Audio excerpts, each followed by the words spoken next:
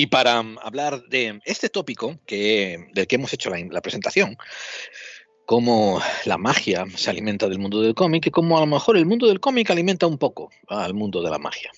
Tenemos a dos personas que son ambas muy expertas en la magia de los cómics.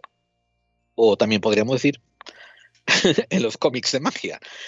Tenemos en primer lugar a David Santiso, que todos conocéis por haber estado colaborando con nosotros en Clave 45, es ahora la otra media naranja del programa, y además de otras cosas en su canal de Pite Segrao tiene una sección, separa muchos vídeos para la temática de cómic.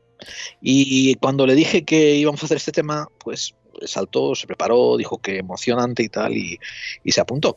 Cuando le dije que venía el segundo invitado, aún se apuntó más. Sí, estoy como una fangirl hoy, por cierto. Estoy nervioso, ya te lo digo yo. Ok, David, te iba a preguntar, ¿cómo estás entonces? Pues ya te digo, como una fangirl, estoy a punto de gritar como una loca aquí. ¡Ah! Porque resulta que me puse en contacto con Albert Gardol, que tiene también su propio podcast, Viñeta Cómic Viñeta Inferno, y él dijo, bueno, venga, me apunto, que parece ser que lo pilló aburrido la pandemia también, ¿no? En casa. Albert, ¿cómo estás? Bien. El podcast en concreto es La Viñeta en Disco Inferno, que es un título horroroso, no sé. Pero el título es ese. Es un título muy raro. Peor que Pite Segrao, mi canal, no puede ser el nombre, que no puede ser peor nombre. Yo intento ser diplomático y no darte mucho la razón, pero me estoy callando. No, todo el mundo lo conoce, el que lo escucha como La Viñeta y ya está, ¿no? Sí. Ahora no es gerundio. Y bueno, un gusto volver a estar aquí, que hace ya puñado que estuve muy a gusto, pero digo, ya Gerald ya no se acuerda de mí. Estoy esperando en la ventana, que es lo que se puede hacer en el confinamiento, esperar en la ventana, ¿no? Oye, mira que ha habido un diluvio de podcasts, ¿no? Con todo el mundo metido en casa diciendo, voy a hacer un programa. La audiencia incluso me dice, hay tanta oferta que no sé qué elegir. Sí, en estos momentos quien se dedica al podcasting, pues claro, pues tienes tiempo.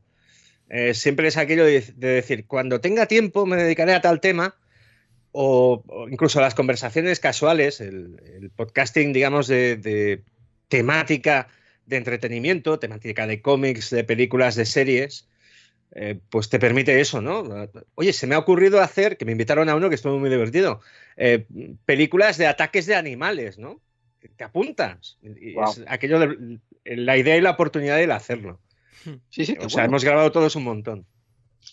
Bueno, pues hoy habíamos hablado de hacer la temática donde hablamos sobre los autores de cómics que traen la magia al cómic o que tienen experiencias en su vida personal con la magia, y os voy a dejar los micrófonos abiertos para que hagáis vuestras exposiciones, porque ambos estuvimos hablando 5 minutos fuera de micrófono y ambos, cuando les tiras un poco la lengua de cómics, se enrollan como persianas. Y dije yo, vamos a hacer esto en micrófono, on the record. Sí. Así que, Albert, ya que eres nuestro invitado de honor, por favor, ¿qué tal si empiezas tú?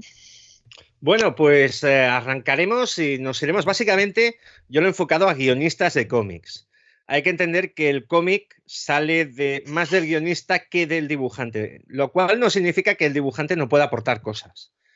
Los dibujantes son los que van a trasladar en imágenes conceptos que los guionistas no van a escribir en sus diálogos, y sobre todo, si es un guionista bueno, no va a utilizar lo que se llamaba los cajones de narración, que eran aquellas frases que estaban en un recuadro dentro de la viñeta, donde acompañaban la acción con una descripción, que es una manera de narrar que ya no existe. Un buen dibujante sabe plasmar lo que quiere el guionista y lo enriquece. Pero básicamente vamos a hablar de guionistas. Y el primero va a ser Alejandro Jodorowsky. Muy conocido por muchos motivos, porque Alejandro Jodorowsky se ha dedicado a multitud de cosas. Básicamente se ha dedicado al teatro, se ha dedicado al cine, ha tenido una carrera en el cine bastante interesante, muy de su época también. Digamos que la película que yo he visto entera de Jodorowsky, que es El Topo, es un western, digamos, es un western surrealista, Es un western sobre la mítica de un pistolero enfrentado a sus peligros. Hay mucho desierto, mucho diálogo interior, mucha creación de un héroe que se completa a través de un viaje, ¿cómo lo diría yo? A través de las plantas de poder y los tiroteos. Pero cosas posteriores de Jodorowsky son bastante duras porque, insisto, no es un cine convencional el práctico. También, entre sus muchos trabajos, pues creó el grupo de teatro Pánico y estuvo creo que en Humanoides Asociados también. En un grupo que era, sí, en un grupo que habían varios autores muy interesantes y que hacían un tipo de cómic muy diferente. En el cómic, propiamente dicho, él ha hecho Enki Bilal, que reúne muchas de las cosas que a él le gustan, ¿no? Es el héroe mítico. Enki Bilal nace sin brazos ni piernas, vive diversas aventuras, se va completando, se trasciende a sí mismo, se convierte en un héroe prácticamente en un superhombre. La saga de los Metabarones, que eso es muy conocido, es un grandísimo cómic de ciencia ficción acerca de una saga familiar, que son los Metabarones. Gente que son grandes héroes, grandes conquistadores, grandes superhombres galácticos, que tienen diversas aventuras y que sobre todo son conscientes del concepto del legado. Van teniendo hijos y cada metabarón a su hijo le somete a la misma prueba, que es mutilarlo de alguna forma.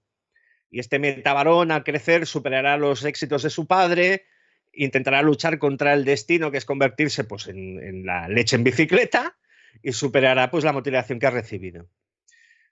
¿Cómo no? El Incal, con Moebius, con Jean Giraud, es un cómic que es francamente espectacular para leer. Es complicado, muy complicado. Yo el Incal lo he leído 2 veces hace tiempo y ahora mismo hablar exactamente de lo que va el Incal para mí es complicado y no lo voy a hacer, pero desde luego se reunió con Moebius, Jean Giraud, y crearon algo único. Es un cómic muy simbólico, es un cómic que da gusto ojear, es un cómic dibujado de 3 pares de narices y es una de aquellas veces que el engranaje encaja totalmente. Es una obra muy importante y forma parte de esa manera de entender el fantástico dentro del cómic francés o franco-belga incluso, ¿no?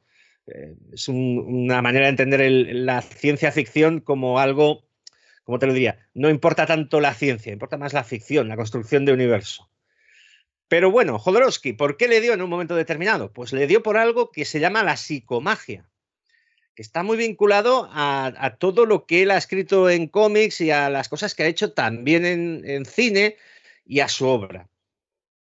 La psicomagia básicamente parte de un concepto que es, incluso por las experiencias teatrales que él ha tenido, crear como una especie de ritual propio tuyo, personalizado, para superar un trauma o para superar una situación que estés pasando, para superar una tristeza, un desamor o lo que fuera. Por ejemplo, un ritual de psicomagia que yo he encontrado, de los que él cita. Si tienes problemas económicos, pisar oro. Y pisar oro se refiere a encontrar cualquier cosa que tenga oro, clavarla en la suela del zapato y andar con ellos. ¿Cuál es el objetivo de la psicomagia? En realidad, de que tú mismo, la persona que ejecuta este ritual personalizado, que puede ser la cosa más absurda del mundo, cree su propio hechizo, cree su propia mentalidad, sea capaz de alterar con un hecho simbólico aquello que le afecta. Claro, Jodorowsky, no nos vamos a engañar, Jodorowsky tiene una manera de explicarlo que es muy florida, es un hombre culto, es un hombre muy interesante, Jodorowsky, pero algunas de las cosas que él propone rozan la escatología, ¿no? Dice, bueno, tengo un problema, me he discutido, mi padre me traumó, dice, bueno, pues coge una fotografía, te vas al baño con ella y te cagas encima, con perdón. Cosas así por el estilo. Y, por ejemplo, Jodorowsky, digamos que su concepción de lo que es el movimiento feminista no lo acaba de entender. Digamos que estamos en el siglo XXI, Jodorowsky.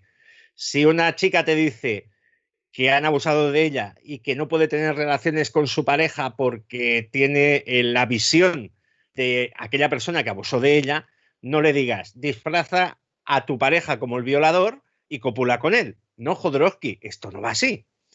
Pero bueno, este es Alejandro Jodorowsky, genio y figura. Genio y figura en muchos aspectos, yo lo valoraré por lo bueno, y no sé vosotros, pero el tema de la psicomagia parece un poco Remedio de la Abuela, un poco improvisado.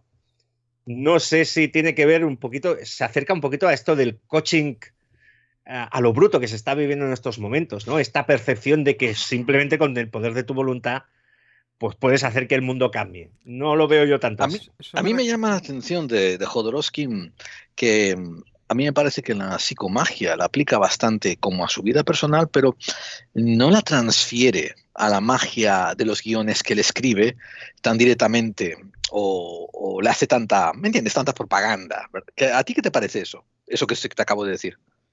Es que las claves en lo que yo he leído de Jodorowsky siempre ¿cómo te lo diría? Es muy del yo mismo. Es decir, siempre es el individuo superando problemas que pueden ser incluso físicos, que pueden ser incluso...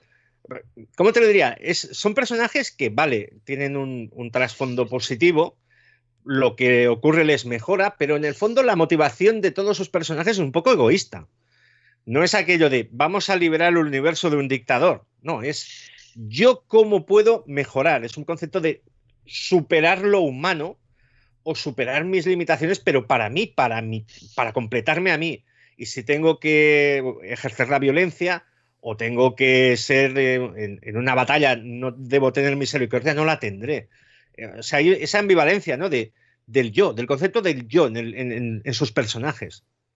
Yo esto me recuerda un poco a lo del poder secreto que últimamente se está hablando mucho, ¿no? De que si tú de verdad lo deseas, lo consigues. Lo que pasa es que creo que en su proyecto de Dune esto no le acabó de funcionar muy bien, ¿no? Es que el proyecto de Dune es bastante conocido. El proyecto de Dune, al fin y al cabo, Dune, la novela de Herbert, ha tenido muchísimas novias a lo largo del tiempo. Y Dune, el proyecto que todo el mundo asimila que el Dune bueno era el que iba a hacer Jodorowsky, con unas ideas visuales muy rompedoras, con un reparto de morirse, Salvador Dalí como emperador, Ya. imaginaoslo, ¿no? Y Giger por ahí, que a mí hay los diseños de Giger, yo soy muy fan de Giger, y además tiene bastante relación con esto porque también tiene mucho bueno, de Lovecraft y de magia antigua y de mitos y tal. Y Giger fue el que le metió a Hollywood, ¿no? Y después por eso tuvimos Aliens y Moebius, por supuesto. Claro, avanzó tanto en el proyecto de Dune que muchas de las cosas que que trabajó Giger, son diseños que aparecieron en el primer Alien. Dice, bueno, necesitamos como una estructura alienígena extraña. Dice, cógela que ya la tengo dibujada. Sí, sí. Y, por ejemplo, Moebius pasó a trabajar en diseños de producción, por ejemplo, para Disney. Es famoso que Moebius trabajó en Tron, el primer Tron, que es una película mítica, pero que en su momento se la pegó. En fin, que generó todo ese trabajo previo de Dune, está en un libraco, que era lo que él editó, Jodorowsky, para ir a los estudios y decir, mi película está contenida aquí. Lo tengo todo preparado. Le sacó muchísima pasta, además, porque fue unas inversiones, un megaproyecto de la de mi madre. Después del topo que tuvo ese éxito, dijo, pues voy a hacer lo que me dé la gana, que prácticamente no había leído el libro, él tenía una idea vaga.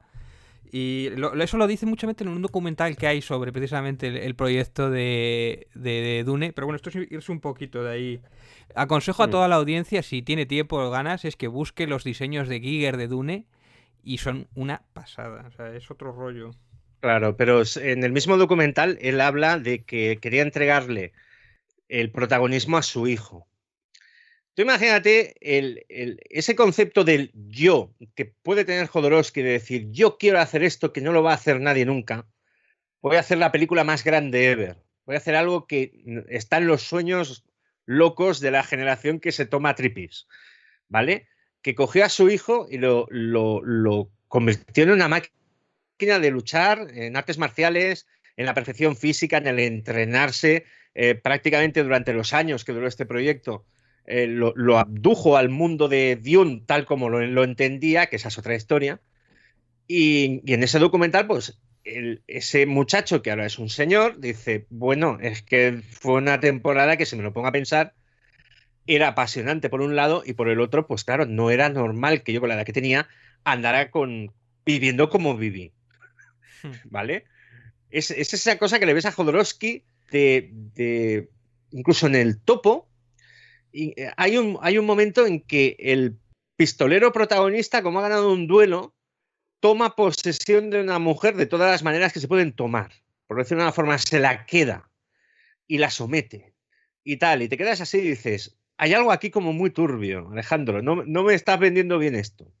No, y ese es el resquemor que me queda a mí con Jodorowsky, que en el fondo, cuando has leído muchos superhéroes, como he leído yo, siempre tienes la impresión de que un héroe tiene que tener al menos un valor positivo. Yeah. Pero Albert, a lo mejor Jodorowsky está siendo un poco honesto en cuanto a la motivación humana detrás de la magia, que al final es empoderamiento. Exacto, sí, no, se puede dar perfectamente. Digamos que lo que yo entiendo de magia siempre es un camino como muy personal, ¿de acuerdo? De quien lo emprende. Es un poquito, es esa cosa de ser algo que es endógeno en ti, y lo vamos a ver en los diversos ejemplos que vamos a tratar, de que es gente que ha tomado posturas y ha estudiado y ha llegado a conclusiones y lo ha hecho de una forma endógena. Pero me parece que no sabría decirte yo si lo que transmite parte de la obra de Jodorowsky tiene ese trazo de egoísmo, Pero de yoísmo. Pero mira, la magia tiene dos componentes que tú acabas de tocar en uno y lo has dado protagonismo, pero tiene dos componentes. Uno que es, como dices tú, ponerte en contacto con una parte tuya que es más bien esotérica, secreta, ¿no? No sé, espiritual, mágica, que es, como dijiste tú, endógena.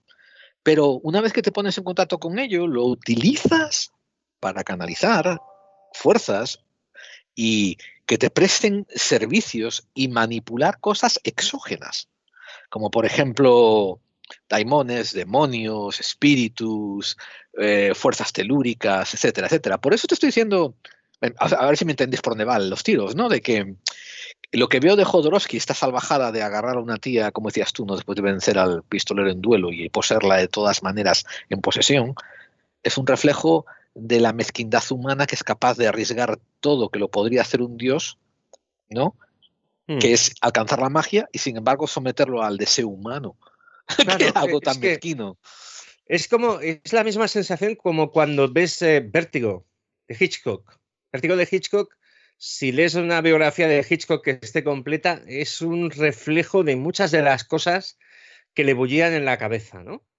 El control que él a veces hacía sobre, o quería ejercer, o la fascinación que sentía por las rubias y lo que tuvo por Tippi Hedren y demás, pues está volcado en Vértigo. Y en Vértigo es como una especie de psicoanálisis de Hitchcock que no mola, del Hitchcock que no te mola. Y entonces sí, cosas de Jodorowsky es... Sí, ves cosas de Jodorowsky que dices, no deberías enseñarlas, porque yo estoy convencido de que Jodorowsky en su vida personal se habrá portado como una persona decente. Pero es aquello que dices, me estás enseñando cosas que me incomodan demasiado. Pero esto le ocurrió también a Castaneda, ¿eh? Que quiero decir, que él supo enseguida, cuando empezó a tener éxito con sus libros, que lo mejor que podía hacer era mantener toda su vida privada y personal fuera del espectro del análisis del público. Y lo hizo, y lo mantuvo, para que la gente no hiciese el análisis que tú estás haciendo. Pero eso es, Gerard, eso es muy difícil para un creador, para un escritor, precisamente, que de donde tiene que sacar su imaginación y tal, es de dentro de él. Y de hecho, muchos de los personajes son partes de él, exagerándolo, ¿no? O sea, eso me parece casi imposible, eso, ¿eh? Ya, pero yo no estoy emitiendo juicios sobre ello. Quiero decir, no estoy diciendo que Jodorowsky lo haga mal, ni que Castañeda lo hiciera mal. Estoy diciendo de que si eliges el camino de Jodorowsky, que es usar la magia, ¿no?, para tu egoísmo, pues como hizo Castaneda, que empezó a canalizar sus escritos de magia, eventualmente te vas a ser expuesto y te van a criticar, o te tienes que esconder para que no te critiquen, como hizo Castaneda. Eso es lo que estoy diciendo, ¿eh? Continúa, Alberto, que perdona, tío, es que me sacas a estas ideas desconfabuladas. No, está bien, hemos venido a eso, ¿eh? O sea... Dale, por favor, continúa. No, pues básicamente esto, que Jodorowsky, hay que decir una cosa, Jodorowsky su trabajo en el cómic yo creo que está bien. De hecho, hemos hablado del proyecto de Dune. Cuando Dune embarranca, porque es una producción que es fascinante, las ideas que tiene él para la película son fascinantes, pero por ejemplo había contratado a un técnico en efectos especiales que era Dan O'Bannon. Dan O'Bannon luego creo que trabajó en Alien y demás. Dan O'Bannon no era un grandísimo técnico de efectos especiales. Creo que había hecho una película de bajo presupuesto con Carpenter, con John Carpenter. Y claro, la gente le decía, oye, trabaja con Douglas Trumbull, que es el número uno, tío. Douglas Trumbull, el de 2001. Y entonces él dijo, no, quiero trabajar con O'Bannon porque lo de O'Bannon tiene alma y lo de Trumbull tiene técnica. Y dices, pues es un error.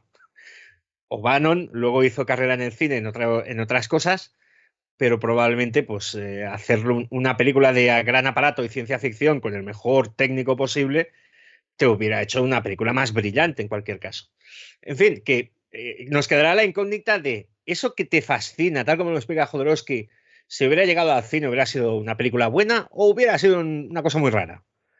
Hubiera sido una película sobre un mensaje mesiánico de 3 horas, en vez de una película sobre un libro que es fascinante. Esa duda quedará, pero él decide pasarse al mundo del cómic. El mundo del cómic, si tú trabajas con los dibujantes que él trabaja, creo que trabajó con Juan Jiménez en Metabarones, pues, corcho, te cunde. Metabarones es un cómic para verlo y para leerlo también, pero sobre todo para verlo. Si trabajas para Moebius en el Incal, Moebius también era un hombre de utilizar, digamos, le daba el peyote en aquel momento y tenía una mentalidad abierta y tenía una gran capacidad, era uno de los grandes Moebius. Pues claro, el trabajo en cómic de Jodorowsky se beneficia porque ha encontrado unos artistas brutales que le han ilustrado, lo cual produce que te puedas leer un cómic de Jodorowsky con mucho gusto y con bastante interés y disfrutarlo. ¿Sabes una cosa que quería comentar cuando comenzaste a hablar sobre la diferencia entre guionistas y dibujantes?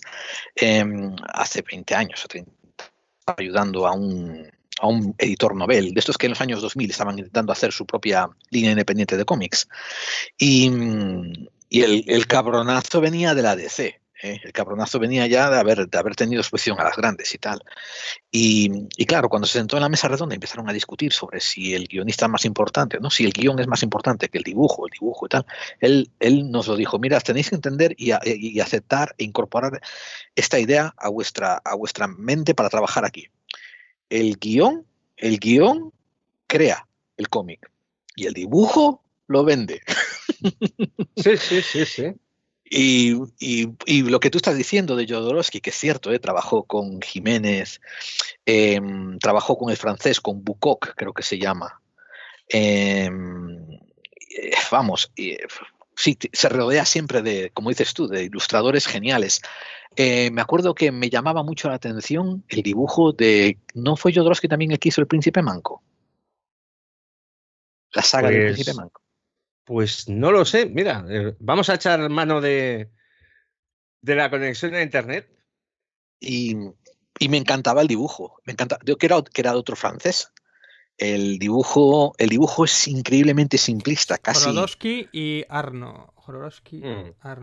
Arno. Y el dibujo de Arno es maravilloso. Me refiero, es maravillosamente simple. Yo lo conozco como Aleph Tau, de hecho. Tau, correcto. Sí. Pues eso es lo que te estoy diciendo, de que tienes razón, es una muy buena observación. El tío se rodeó de más... Pero debe también de cumplirle su sentido estético, ¿verdad? Sí, además el dibujo, Jodorowsky ha trabajado básicamente en Europa. El dibujo de línea clara europeo, sobre todo en el tema de ciencia ficción y demás, se trabaja diferente. Digamos que en Estados Unidos, lo que conocemos, cómic mainstream, fabrica un cómic mensual, ¿de acuerdo? No os podéis imaginar, yo conozco a dibujantes de cómics que están en Marvel y DC, incluso en Image y están en Valiant, y te explican lo mal que lo pasan para fabricar esas 20 y pico páginas al mes. Porque es una locura. No es tan solo que te llegue el guión y te pongas a dibujar automáticamente. Tienes que determinar cómo repartes la página, qué vas a poner en cada viñeta para que sea secuencial. Tienes que hacer muchos esbozos, tienes que hacer muchos diseños, es mucho trabajo.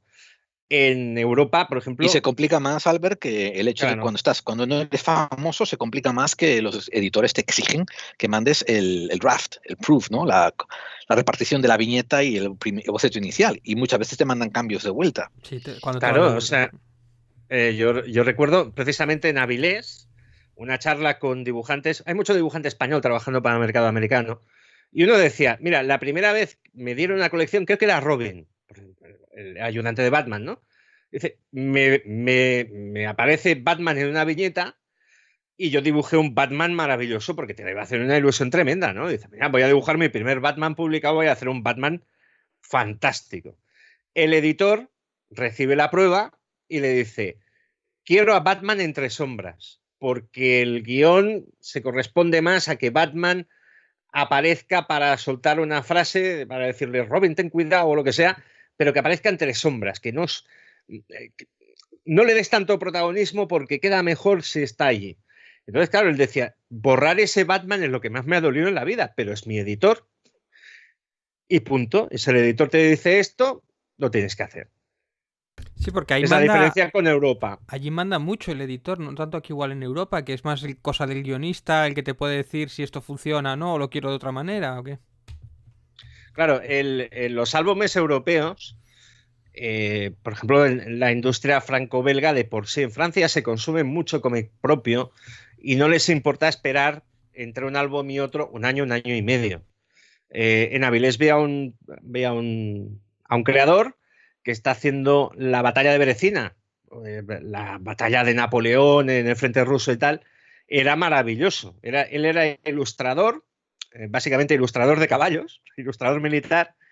Y claro, dice, yo es que en un álbum me he tirado 2 años. Me he tirado 2 años para dibujar y te enseñaba las viñetas y decías, es maravilloso.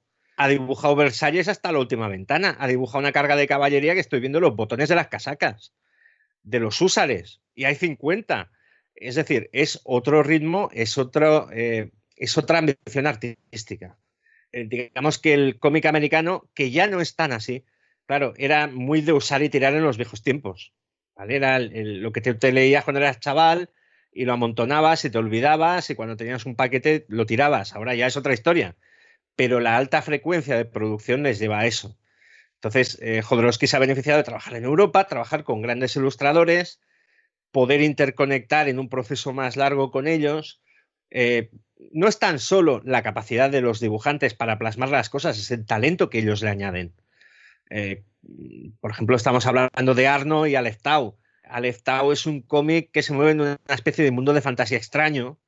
Entonces, yo creo que Arno se lo pasó bien creando ese mundo fantástico alejado de Señor de los Anillos, ¿no? Es un mundo muy propio suyo. De la misma forma que en Metabarones había que hacer algo que fuera galáctico, que fuera con naves, que fuera con combates, pero que también bebiera un poquito de las cosas de Moebius. No es tanto Star Wars, es una cosa más épico interior, más del viaje del héroe continuo. En fin, poder trabajar con tiempo y poder trabajar guionista con dibujante, pues el acabado, normalmente el acabado europeo, acostumbra a ser superior al homólogo del mercado americano. Y ya no hablemos del mercado japonés, ¿no? Pues bueno. Sí, ellos normalmente lo comparan con que es una máquina que no se puede parar y que tiene que estar siempre constantemente funcionando y es una trituradora de dibujantes y guionistas, porque no solamente llegan tarde a veces los dibujantes, sino los guionistas también. Claro, como lo decían los dibujantes, siempre es aquello que tienen una especie de... Acostumbran... Hay mucho dibujante español, más de lo que os creéis, Sí, ¿eh? sí, Hay a muchísimo. porrón. Y asturianos unos cuantos. Sí, sí, catalanes y madrileños y andaluces, o sea, hay de todas partes, pero entre ellos se conocen bastante y entonces tienen grupos de WhatsApp o grupos de contacto y es aquello que uno dice, estoy a 3 páginas para el deadline y tengo que entregar mañana, vaya día me espera, y el resto le contesta, estás viviendo el sueño americano. Es una especie de código que tienen, pero efectivamente la industria americana tritura a mucha gente. Hay la experiencia de Fornés, que en estos momentos está dibujando bastante Batman, que empezó en la industria americana en Marvel, dibujó un cómic de Lobezno, le pilló el toro por todas partes, etcétera, y Fornés tuvo que parar y decir, ni me ha gustado lo que he dibujado, ni a la velocidad que lo he hecho. Tengo que aprender todavía más. Y años después pudo volver a reengancharse. pero a base de practicar, practicar, practicar y encontrar su propio estilo, donde se movía más rápido. Aprovecho para decir que debemos de tener un oyente por ahí que seguro que está sacudiendo la cabeza, afirmando con la cabeza todo lo que está diciendo Albert, que es el dibujante Rafa Garrés, que se habla conmigo bastante en privado de vez en cuando. Nos hablábamos más antes y tal. Y seguro que cuando salga este programa al aire va a estar escuchándolo en primera línea. Así que, amigos, si estás dibujando ahora a altas horas de la noche, un saludito para ti. Y sentimos tu dolor y tu pena. Sí, los dibujantes de cómics son grandes oyentes de los podcasters, del podcasting en general, prácticamente de cualquier tipo de temática, porque son muy nocturnos. Es una cosa extraña, no tienen horario y muchos de ellos son muy nocturnos. Y son oyentes de podcast y además son oyentes muy agradecidos. O sea, ir y conocer. Yo conocí, por ejemplo, a Cafú, todo emocionado. Cafú en estos momentos está dibujando Valkyria para Marvel. El emocionado era yo y me dijo, hostia, Albert, te he escuchado, llevo escuchándote. Y dije, jolín, pues no sé quién está saludando a quién, pero nos vamos a ir a tomar una cerveza y explícame cosas. son oyentes de podcasting porque son gente, insisto, muchas horas y de alta frecuencia, y es un trabajo prácticamente que tú envías tu página y a ver, si no hay mayor problema, al día siguiente sigues con la otra, a menos que el editor te diga no. Entonces tienes que volver. Normalmente, bueno, normalmente es eso que tú dices, que son muy nocturnos, porque normalmente la creatividad, no sé por qué, siempre está asociada un poco a la noche y todo esto. Por los escritores y eso también suelen ser bastante nocturnos. Y sobre todo hay una cosa, que suelen buscar muchos de ellos juntarse en un mismo estudio un poco para no volverse locos y poder salir de casa, porque el estar en casa solo, dibujando horas y horas, día tras día tras días, te acaba afectando la cabeza, y más cuando tienes presión. Y eso me lo han contado varios, ¿eh? Y por eso suelen buscarse eso, un grupito o un estudio donde están ellos 3 o 4 juntos, que encima después les ayuda a ayudarse unos a otros o a aprender unos de otros y tal. Eso es muy frecuente. O sea, además es un mundo muy aparte del común de los mortales, ¿no? Todo el mundo tiene, en su trabajo, pues tiene sus rutinas, pero imaginaos decir, trabajo en casa, vale, fantástico. Trabajar en casa no significa trabajar a tu ritmo, trabajar en casa significa trabajar. Y trabajar, como te lo diría yo, trabajar dependiendo de la inspiración y las musas y de lo que tú pretendas conseguir también, porque esta gente son artistas. Claro, eso me recuerda al cómic de Paco Roca, ¿no? El del hombre del pijama, ¿no? Que por fin conseguía el trabajo, que podía trabajar siempre en pijama, y después resulta que su vida tenía... Bueno, te cuenta un poco la historia de lo que es un dibujante de cómics. Claro, por ejemplo, están trabajando ahora mismo.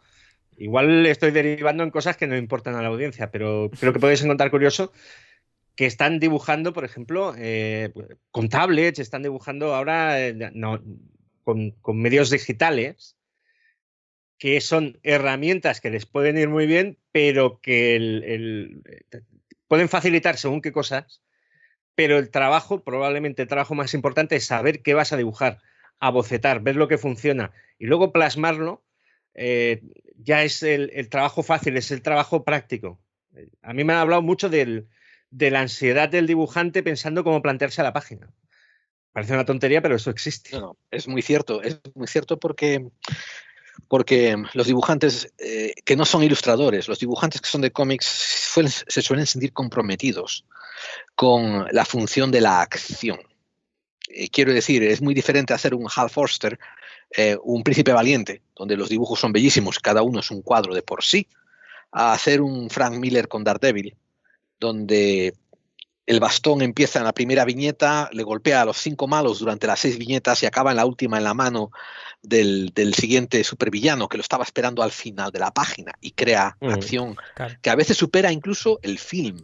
Y eso es algo que a muchos, algo que muchos dibujantes les obsesiona con hacerlo bien, aunque los pobres después sean un poco garrulos, ¿no? Haciendo el dibujo fino y los dibujos tal, pero lo que importa es la acción. Ahí estás hablando, Gerald, de la narrativa del cómic. Y lo que tú dices, puede ser muy buen ilustrador, pero no saber narrar un cómic. Y eso es muy difícil. Y se parece un poquito a la narrativa del cine, porque se guía por algunas normas, pero narrar un dibujo, o sea, tú puedes ser un buen narrador con un dibujo peor. Ahí tienes a dibujantes, el Frank Miller, por ejemplo, o otros dibujantes que igual no te dibujan tan fino, pero te narran estupendamente. Y al revés, hay dibujantes de puta madre como el de Spawn, Todd McFarlane, pero sin embargo te narra fatal y te pierdes en sus viñetas. Tú no sabes a quién está mirando o no respeta las normas del cómic y todo eso. Y eso hay muchos dibujantes o aspirantes a dibujantes a cómic o narradores que no lo asumen y les cuesta muchísimo ese paso. Me parece una aclaración muy necesaria. Pero mirad, lo que nos está pasando es lo de siempre, que nos estamos enrollando y conversando entre amigos y el tiempo vuela. ¿Cuál es el siguiente que vamos a tocar? Albert. Pues nos podríamos ir al Pope, al número 1, al puñetero amo.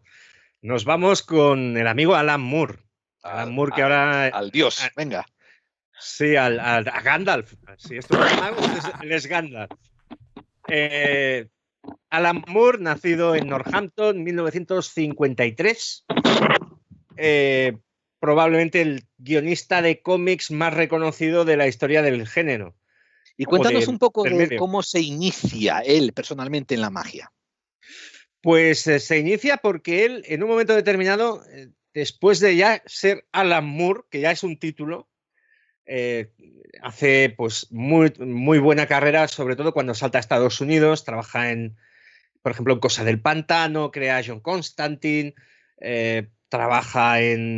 hace alguna cosa de Batman, que es... Ahí conviene clarificar dos cosas. Déjame clarificar dos cosas contigo. Una, que ya trabajaba en Inglaterra y tenía fama en Inglaterra, la famosa AD 2000, ¿verdad? Una famosísima revista. Y Miracle Man también, ¿no? ¿Cómo? Sí. Miracle Man, sí. Esa también es buenísima, esa, o sea, es... Ajá. Pero se va a Estados Unidos y está haciendo cómic para la DC que tiene que ver ya con magia, porque la Cosa del Pantano era un poco tenebrosa y John Constantine es un mago, pero él no estaba metido todavía en la magia en su vida personal, ¿verdad? No, porque en un momento determinado él trasciende a hacer el famoso Watchmen, es el cómic, el obús, el monolito, ¿no? Y decide, pues, desvincularse, porque acaba muy quemado de la industria, desvincularse e irse, por ejemplo, a hacer algo que le interesaba personalmente, que era la historia de Jack el Destripador. Básicamente, ¿cómo se llama? Que no me va a salir. ¿El From Hell? From Hell. Uy, maravilloso que tengo la From cabeza Hell. Sí. Maravilloso From Hell, dibujado de aquella manera, ¿eh? El pobre de From Hell, que la verdad, esto, como dices tú, Albert, parece que está dibujado por un niño de tercer grado con un canuto. Es que es un... A ver, yo lo he discutido. O sea, yo he discutido que Eddie Campbell no es un gran dibujante de por sí. Entonces, From Hell, que es un cómic en blanco y negro, es un poco áspero a la vista. Entonces, yo lo he discutido y dije, oye, pues Dave Gibbons podría haber dibujado esto, que es un dibujante clásico, muy capaz, lo hubiera sentado bien, es una historia en 1895, Inglaterra y tal, esto lo tendría chupado. Y mucha gente ha dicho, no, From Hell es Eddie Campbell.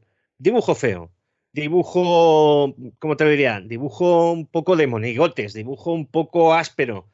Eddie Campbell se buscó a gente que le dibujara los fondos, es decir, cuando tenía que representar algo arquitectónicamente correcto, que era muy importante en el cómic, pues se buscaba quien le ayudó.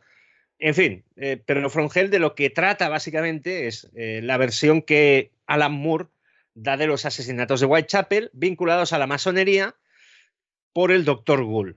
Entonces, Alan Moore es una persona muy culta, muy inteligente, pero también un pelín obsesivo-compulsiva. Y se documentó muchísimo sobre la masonería, los rituales de la masonería,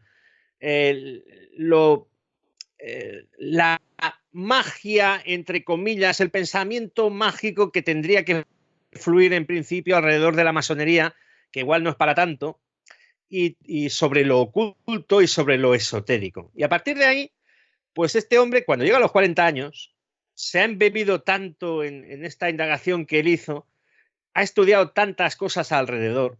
From Hell, claro, Jack el Destripador, y es la clave del cómic. El Dr. Gould está convencido de lo que está haciendo es una especie de hechizo para que el hombre varón, domine el siglo XX, perdón. Es como hace una especie de ritual a través de sus asesinatos para garantizar, ¿cómo lo diría yo? el mundo que ha conocido, el mundo de victoriano, que se perpetúe en el siglo XX. Pues bueno, Alan Moore, a los 40 años, después de indagar, le encuentra mucho sentido a hacerse mago. Y además, la explicación de que se haga malo es que él, después de hacer estas indagaciones, por ejemplo, escribió un ensayo que era Ángeles Fósiles, que incluso llegó a editarse aquí en España por parte de una editorial que era La Felguera. O sea, hay un librito sobre lo que aprendió Alan Moore del mundo esotérico, y él vincula la magia al chamanismo. Es decir, el chamán de la tribu. Chamán de la tribu, el sabio de la tribu, el brujo de la tribu, en el fondo era alguien que, tal como te lo viene a explicar Moore, era alguien que tenía conocimientos, por ejemplo, astronómicos, en el sentido de que si tú sabes leer el cielo y sabes leer según qué cosas, conoces el paso del tiempo. Lo cual te da el poder de decir cuándo hay que cosechar y cuándo no hay que cosechar, y cuándo tienes que coger y decir, va a hacer fresquete de aquí poco, vámonos hacia el sur, ¿vale? Entonces el chamán, todo eso lo adornó, según la forma de verlo de Moore, a través de mitos, a través de leyendas, a través de historias, que es una manera muy interesante de ver cómo se origina la religión, ¿no? Diversos mitos que tienen que ver con la transmisión de los chamanes de la información que necesitaba la tribu para sobrevivir. Más o menos va por aquí. Es decir, él entiende el chamanismo como la creación de historias. Entonces, para él era un paso lógico que él pasara a interesarse en lo esotérico, a interesarse en lo mágico. Y Moore trabaja mucho con una idea, que es la creación de historias y la absorción de estas historias por parte de la audiencia puede modificar la realidad. Y tiene varios cómics que tratan sobre eso. Es muy difícil condensar la idea de Moore, pero básicamente sería eso. El poder de la narración, el poder de generar una historia, el poder de generar un mito, y de que ese mito permee a la audiencia y a la sociedad y que se difunda, es lo que crea la religión. Y de hecho él mismo tiene mucho que se crea su propio Dios. Es decir, se encontró en una excavación en el Mar Negro, se encontró algo llamado Glicón, que es una serpiente con cabeza semihumana. Vio una ilustración a Alan Moore y dijo, pues este será mi Dios. ¿Por qué? Porque al fin y al cabo lo que cuenta es el acto de la fe, y la fe la puedo volcar en aquello que yo crea. Y si el Dios católico, el Dios protestante, o Alá, o quien sea, no me convence, pues yo cojo a Glicón y le doy las atribuciones y los poderes que a mí me apetezca hacer. Lo cual, o sea, es todo muy anárquico. Bueno, sí, o sea, completamente anárquico desde un punto de vista ortodoxo, ¿no? Institucional, desde fuera. Pero ojo, voy a hacer un paralelismo interesante que me acabas de tú mismo establecer, ¿eh? Jodorowsky, trayendo la magia interna por egoísmo a manipular la magia externa. Míralo a él ahora, a Moore. Él decide qué Dios va a crear, por tanto es un creador de dioses. Quiero decir, otra vez más a nivel egoísta, egocéntrico, personal, él usa la magia, la creación, para crear esoterismo, para crear otra realidad. ¿Qué cosa más grande puede haber que un hombre que crea un dios, verdad? Bueno, además de los buenos porros que se fuma el señor Alan Moore, ¿no? Porque siempre fue muy a favor del uso de las drogas y de productos psicotrópicos, un parte como formar parte de su creación. Yo he de decir de From Hell, que es una de esas obras que me interesa tanto los apuntes como la propia historia en sí. Fíjate, cuando yo lo leí por primera vez, siendo ya adulto, yo me acuerdo que la primera parte que hablaba de la masonería no me interesaba para nada, me parecía un coñazo y me costó entrar hasta que ya el señor Jack empezó ahí a hacer de las suyas y entonces ya ahí entré, ¿no? Sin embargo, a medida que fui madurando y fui estudiando un poquito todas estas cosas así esotéricas, un poco cosas del misterio, de pronto fue como, es que estaba todo ahí. La cantidad de información, de documentación, de sabiduría que hay en tanto los apuntes como lo que te cuenta, la simbología, toda la masonería, cómo funciona y todos ese dios que se crea de la fusión de esas tres entidades, el dios Ra, Baal y el Yahvé y todo esto, hay tanto ahí que es uno de esos libros que yo no me canso de leerlo una y otra vez porque cada vez le sacas más y más y más lecturas, ¿no? A mí me pasó un poquito como a ti, David. Cuando me lo compré, a ver si me entiendes, yo como soy dibujante, ¿no? Soy escritor, pero también soy dibujante. Cuando me lo compré, el dibujo me lo hizo intragable. Para que a la gente que entienda de cómics que nos esté oyendo, pues les voy a dar este punto de referencia. From Hell me costó leerlo, a pesar de que es una obra buenísima, por culpa del dibujo. Sin embargo, Batman Odyssey de Neil Adams lo Sí, conservé y me costó leerlo por culpa del guión. Pero, sin yo no embargo, lo he acabado. sin embargo, no fui capaz de deshacerme de él por el dibujo, que me enamora, ¿no? De mirar esto. Pero como dices tú, en este caso fue, bueno, en este caso fue el guión que pecó. Y me ocurrió como a ti, David, de que lo compré y enseguida empecé a enamorarme de las notas, de la pie de página, de la información que había en la parte de atrás y cuando me tocaba volver a leer en la parte del dibujo era... ¡ay! Pero yo, sin Se lo regalé a un embargo, amigo, se lo regalé a un amigo y antes de regalárselo me quedé diciendo, "Oh, no sé si deshacerme de él por las notas, por las notas pero informativas que había dentro. sin embargo, yo hoy día no cambiaría el dibujo para nada. Yo creo que es que le pega ese dibujo sucio, porque es como a lápiz enmarronado, ensuciado, para describir algunas escenas de violencia, porque hay algunas que son muy gore, sin embargo le viene muy bien esa suciedad o Yo eso... entiendo que estés haciendo apología, ¿no? A la parte estética, pero yo te aseguro que si me dieses un presupuesto ilimitado, te encontrarías 5 dibujantes que tendrían mucho más impacto para dibujar esa novela gráfica.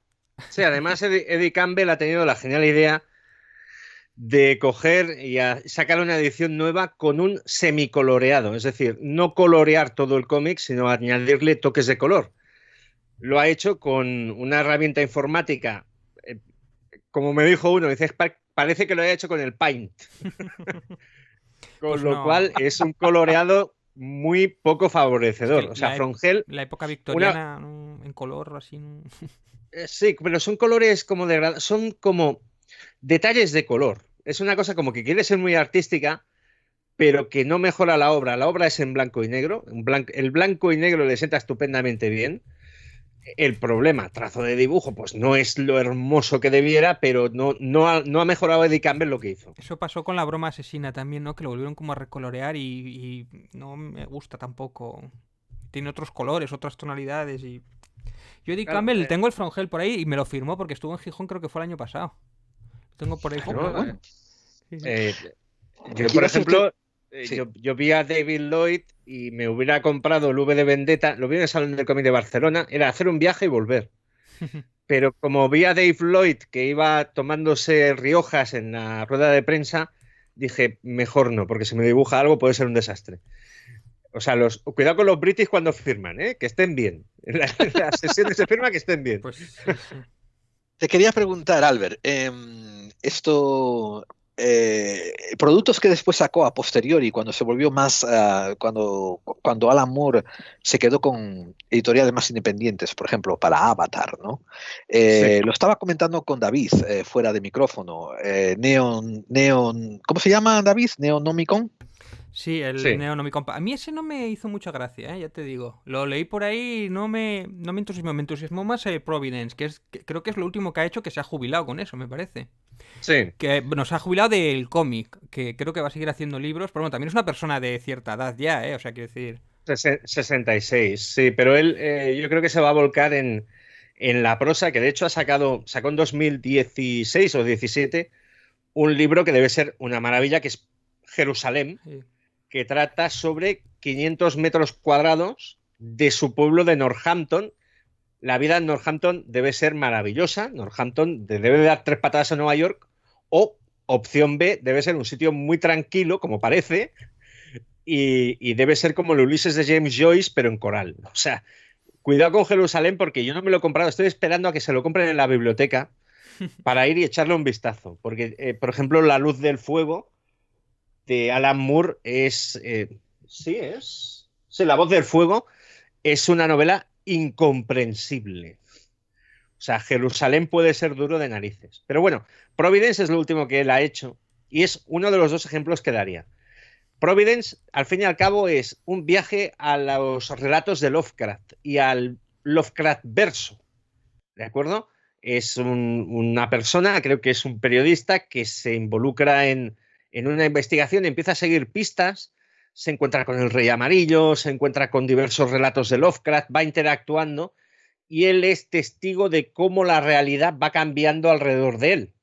Es decir, meterse en ese mundo extraño lleva a un último capítulo que está muy bien, donde los, ¿cómo se llama? Los Chulu y compañía Cthulhu, sí. invaden nuestra realidad y la cambian totalmente, ¿no?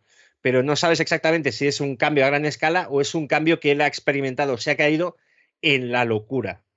Pero él, básicamente, ese descenso, esa entrada en ese universo extraño, se produce por la información que él recaba, por los relatos que recibe, por las listas de gente que va conociendo, por los recortes de periódico, por los diarios. Entonces, la única pega que tiene Providence es que tiene el diario del protagonista en cada capítulo, donde él nos narra la experiencia de lo que hemos visto anteriormente. Entonces se hace muy reiterativo. Pero Providence es eso de cómo las historias modifican la realidad, que al fin y al cabo es como entiende la magia.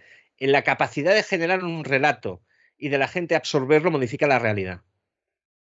Es como cargar en el hardware de la realidad un software nuevo. Y a su nivel, en su vida personal, ¿cómo defines la experiencia de Moore con la magia? A ver, Moore, por lo que yo tengo entendido, es un tipo que si lo ves en determinadas imágenes, pues por ejemplo, es de llevar amuletos, de llevar colgantes. Hay una imagen que es muy icónica de él, ¿no? Que es con un traje de color lila y chistera y cosas así por el estilo. Dicen que en su vida personal, digamos que determinadas cosas que él ha aprendido del esoterismo, ha estudiado mucho esoterismo, pues lo aplica en cierta ritualidad, por decirlo de una forma. No es que haga misas negras ni sacrifique cabras, pero por ejemplo yo estoy convencido de que practica el sexo tántrico, ¿no? Esto estoy convencido. Y de hecho todo eso está volcado en otra obra, que es Prometea. No sé si la habéis leído, alguno de los dos. No, yo la conozco, pero no la he leído. La tengo por ahí. Es también, o si no sé si leí el primer tomo y lo dejé o algo así. No me acuerdo muy bien. Lo debo tener por casa. Prometea es durilla. Lo que pasa es que aquí dibuja un tipo que está muy dotado, que es Williams III.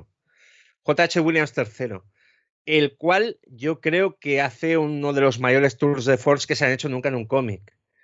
¿Prometea de qué trata? Prometea es la diosa de las historias, la diosa de la imaginación.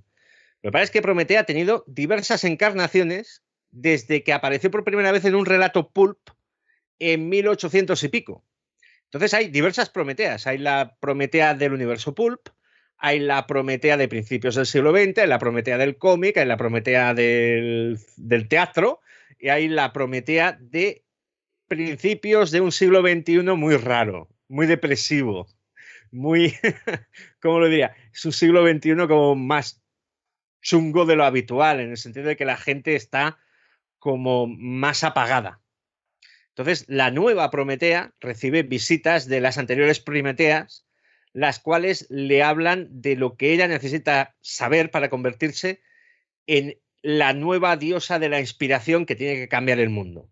Entonces hay un recorrido sobre lo que es la magia ritual, la magia a lo Crowley, las plantas de poder, el sexo tántrico. Hay un capítulo donde Prometea se va a ver un señor muy feo a aprender sexo tántrico. Claro, es una chica que está muy bien y él dice, pues lo tendremos que hacer a lo vivo. Y hay un capítulo de sexo donde él le explica, estamos haciendo esto porque los puntos de energía se estimulan, porque los chakras de no sé qué, los chakras no sé cuántos, y así va avanzando la historia. Prometea va conociendo el esoterismo y como os he dicho antes, el software necesario para hackear esta humanidad deprimente. Y el final del cómic está muy bien. Prometea se aparece a todas y cada una de las personas que hay en el mundo para inspirarlas y crear un mundo mejor y enlazarlo a la ideología política que tiene Moore, que más bien es un anarquista ilustrado. Moore en algunas de sus obras ha hablado de la llegada de la anarquía, en V de Vendetta también, y él admite que habría un periodo caótico, pero que a la corta la sociedad aprendería a autogestionarse y se llegaría a un modo de funcionar bastante equilibrado. Eso siempre, desde el punto de vista de Moore, está bien, es un final feliz, pero te preguntas, bueno, si todo el mundo va a hacer lo que le dé la gana, todo el mundo querrá ser artista o querrá ser podcaster, que es una cosa que está muy bien, nos forramos, pero alguien tendrá que ocuparse pues, del servicio de cloacas. De plantar las patatas. Y de plantar las patatas, amigos, pues exacto, de todas estas cosas. Pero básicamente ahí Moore Prometea es un cómic espectacularmente ilustrado y es un tratado para que la gente pueda entender lo que es el esoterismo, el poder de lo simbólico, el poder del sexo tántrico, que insisto, que es muy importante ahí, el poder de conocerte a ti mismo para transformar lo que hay a tu alrededor, que es una clave que se repite. Y sobre todo, el gran hallazgo es que esta Prometea pasa de ser personaje de ficción a un personaje inspirador que, como mucha gente le ha molado las historias de Prometea, pues se ha creado como una especie de entidad surgida del inconsciente colectivo que es una diosa. Está muy bien. Qué pasada. Esto, David, Sí. menuda enciclopedia que es Albert, ¿verdad? Sí, no, sí. Increíble. Esto, a ver, me dais 2 minutos, voy a poner una canción para que nos inicie el siguiente segmento y volvemos en 2 minutos en Clave 45, el programa para aquellos que intuyen que el cómic está lleno de conspiraciones. Hasta ahora. Y es con estos sonidos, esta música que nos va a ubicar en estos paraísos mágicos, en estos ambientes tan esotéricos donde estamos disfrutando de la compañía de Albert Galdor con nosotros, que viene desde el podcast Viñeta Disco Inferno. Y estamos también con David Santizo del programa Pites de Grau. Y ambos están haciendo unas exposiciones aquí, bueno, por ahora está Albert haciendo una exposición magistral sobre el mundo de la magia dentro de los guionistas de cómics. Pero David tiene algo guardado en su cartuchera, ¿verdad, David? Sí, yo tengo aquí unas cosillas que tengo preparadas. Que es más pues hablar te doy el micrófono y dispara, dale. Sí, es más hablar sobre las historias que contaron, sobre todo Mike Carey y Neil Gaiman, que nacen de The Sandman. Hay esos cómics que son La Casa de Muñecas, El País de los Sueños, El Preludios Nocturnos, que es el germen que después daría para Mike Carey hacer su Lucifer. Bueno, si alguien no lo conoce, yo creo que os acercaréis sobre todo a esto, que hemos hablado un poquito antes de ellos, de Sandman, que cuenta un poquito la historia de estos Eternos, que son 6 Eternos, que los tengo por aquí apuntados, que está Muerte, está Sueño, que es el protagonista, Morfeo, pero hay algunos más que salen por aquí, Delirio, Destino, está... ¿quién es por aquí? Ah, sí, bueno, Desespero y Deseo, que son unos personajes, pues bueno, digamos que es un cómic muy metafísico.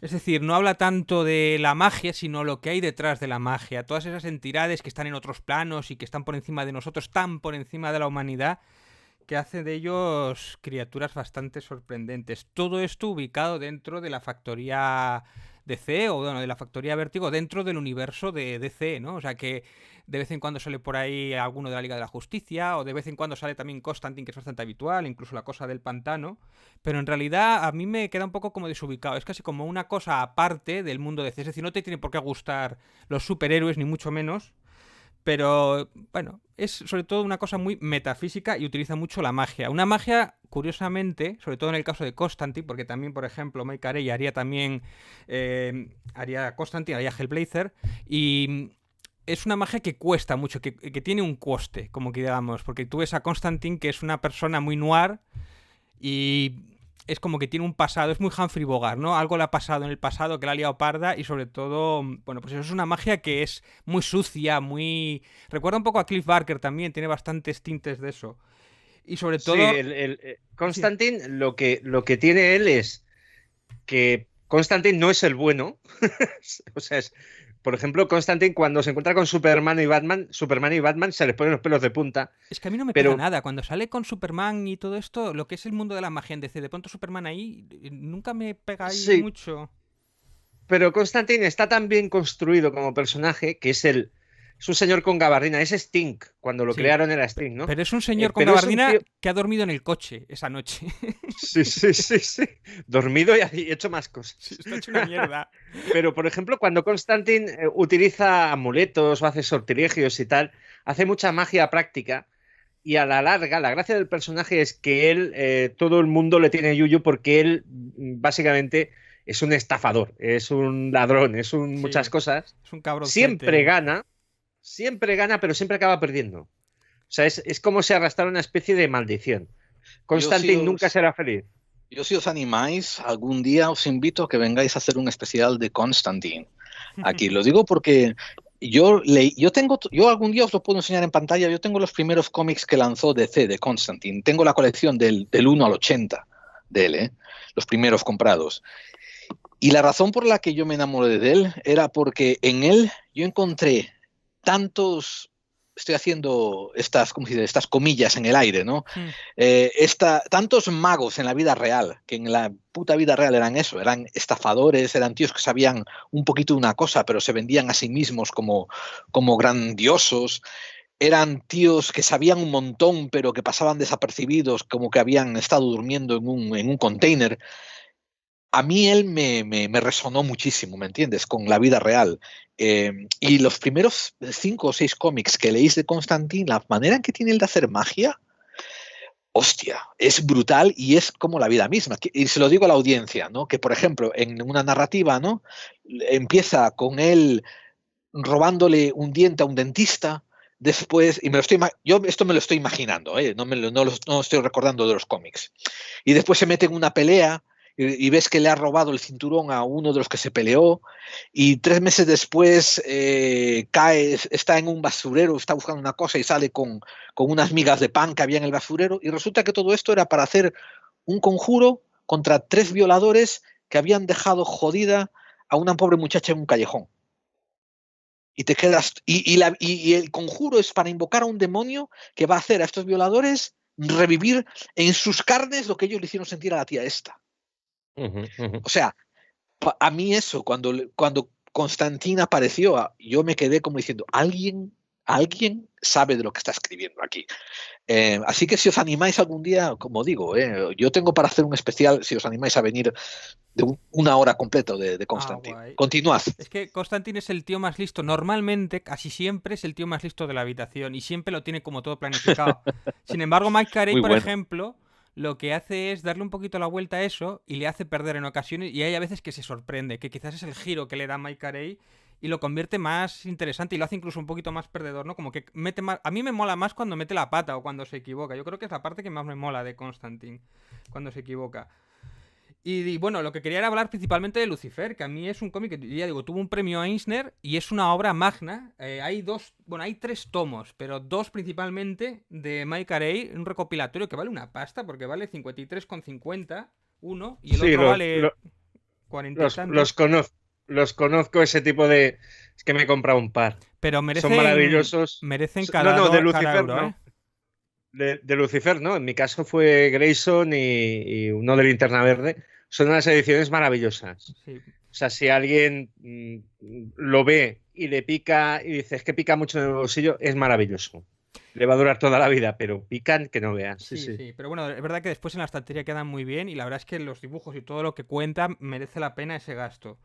Y empieza un poco antes, empieza en The Sandman, cuando llega Sueño ahí que quiere enfrentarse con Lucifer y le dice, porque quería ir a rescatar un alma, y dice Lucifer, pues es que me piro de aquí, me pillas cerrando. Y es un poco, dice, y de paso córtame las alas y tal, que está muy gracioso porque es una rotura completamente en el cómic. Y a raíz de ahí nace el Lucifer, que es cuando precisamente se marcha del infierno porque estaba cansado. Y bueno, le pasan un montón de cosas. Es un cómic súper denso. Al principio cuesta un poquito, pero después empiezas a engancharte y ves la cantidad de información, de documentación. Me pasa un poco como lo que teníamos antes de Alan Moore. Es la cantidad de simbología, porque aquí lo que hace es un poco lo que es juntar todas las mitologías y llevarlas en su origen es como si fueran todos la misma. solo que contadas en distintas versiones, ¿no? Entonces de repente te ves pues que demonios japoneses o cosas así, o de distintos tipos de tal, y es como que todo es la misma historia. Y tiene unos flashbacks maravillosos porque te cuenta versiones de la Biblia, pero ves las distintas matices, ¿no? Y es un personaje, mira, tengo por aquí apuntado. Yo, por cierto, le hice una entrevista a Mike Carey cuando estuvo aquí en Avilés hace un año, y es un tío fantástico. Os invito a que lo busquéis en Comic Astur. Y, por ejemplo, dice: Lucifer es egoísta, cínico, vengativo, poderoso y solipsista. Que significa que es un tipo que quemaría el mundo entero para poder encender un cigarrillo. No es malvado, es amoral. Entonces es completamente... da unas situaciones muy paradójicas. Él a los humanos es que sencillamente son como insectos o menos. Y tampoco los juzga. A veces, sí, si tú le atacas o le haces alguna ofensa, sí, te puede castigar y te puede putear mucho. O a veces no, te puede ayudar. Es un personaje completamente increíble. O sea, la verdad es que... Y bueno, después todas las que lía... Es más que poderoso, es inteligente y retorcido, ¿no? O sea, a mí es un personaje que me fascina. Y después todos esos personajes secundarios. Y me gustan mucho los diseños de los demonios, que vienen un poco heredados de Neil Gaiman. Que eso también decía que Neil Gaiman le ayudó mucho, sobre todo con los esquemas y lo que podía pasar y tal, porque lo supervisó completamente la obra.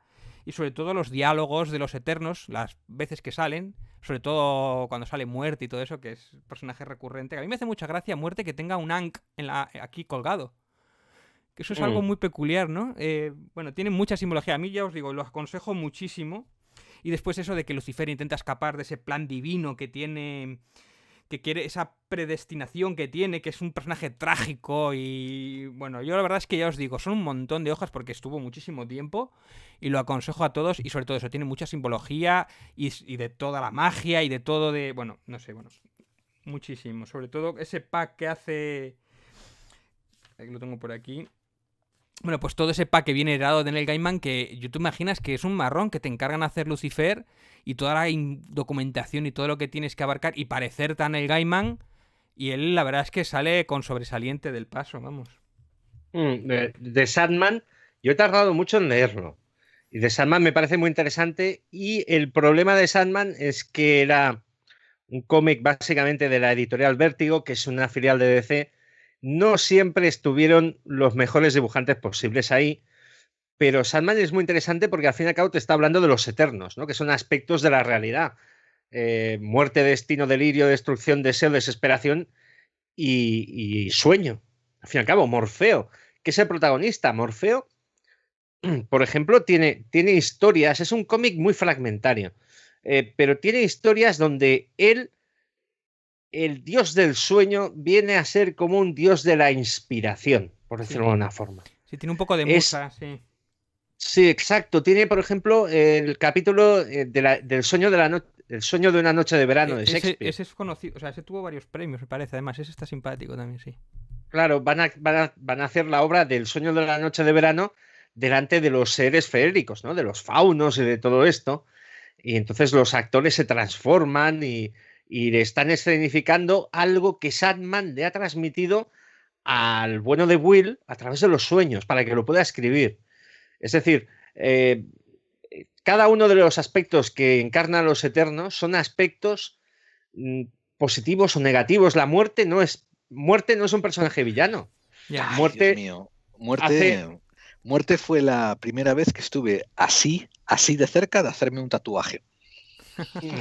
La representación que tuvo ese dibujante de lo que era la muerte, una muchacha gótica de pelo negro, cara blanca, divertida, entretenida, amante de la vida. Bueno, son todos muy emos, ¿eh? Son todos muy de los 80 o de los 90, muy punk, tienen una estética así muy tal.